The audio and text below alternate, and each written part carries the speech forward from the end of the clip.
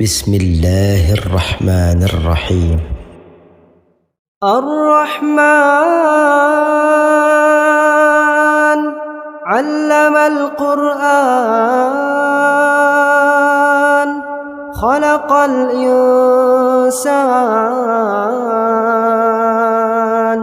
علمه البيان الشمس والقمر بحسبان والنجم والشجر يسجدان والسماء رفعها ووضع الميزان ألا تطغوا في الميزان وأقيموا الوزن بالقسط ولا تخسروا الميزان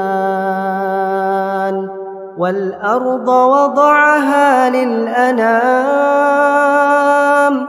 فيها فاكهة والنخل ذات الأكمام والحب ذو العصف والريحان فبأي آلاء ربكما تكذبان خلق الإنسان من صلصال كالفخار وخلق الجان من مارج من نار فبأي آلاء ربكما تكذبان رب المشرقين ورب المغربين فبأي آلاء ربكما تكذبان مرج البحرين يلتقيان بينهما برزخ لا يبغيان فبأي آلاء ربكما تكذبان يخرج منهما اللؤلؤ والمرجان فبأي آلاء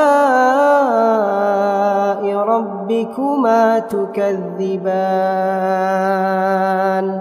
وله الجوار المنشآت في البحر كالأعلام فبأي آلاء ربكما تكذبان كل من عليها فان ويبقى وجه ربك ذو الجلال والإكرام فبأي آلاء ربكما تكذبان يسأله من في السماوات والأرض كل يوم هو في شأن فبأي آلاء ربكما تكذبان سنفرغ لكم أيها الثقلان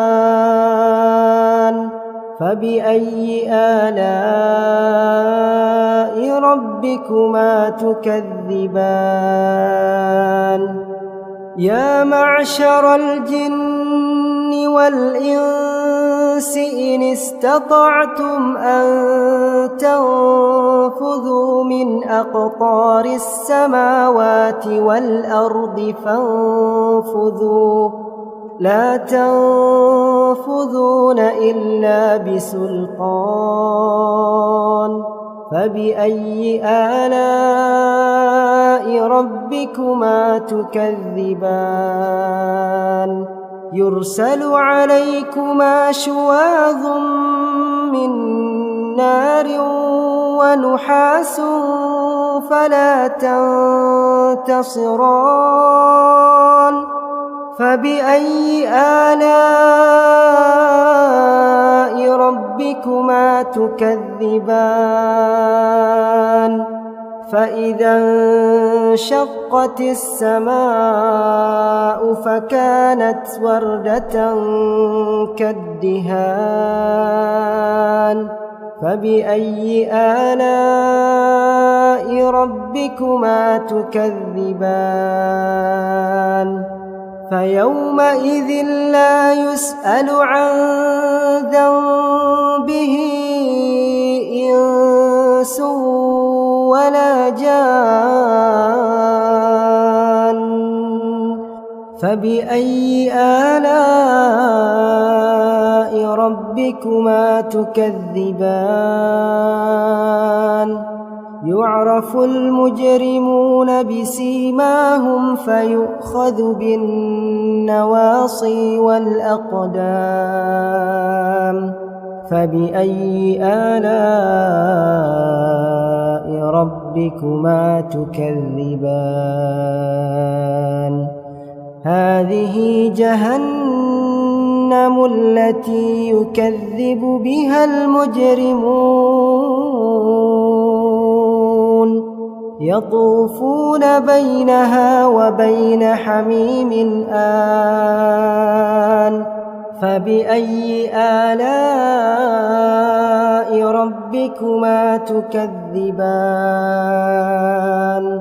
ولمن خاف مقام ربه جنتان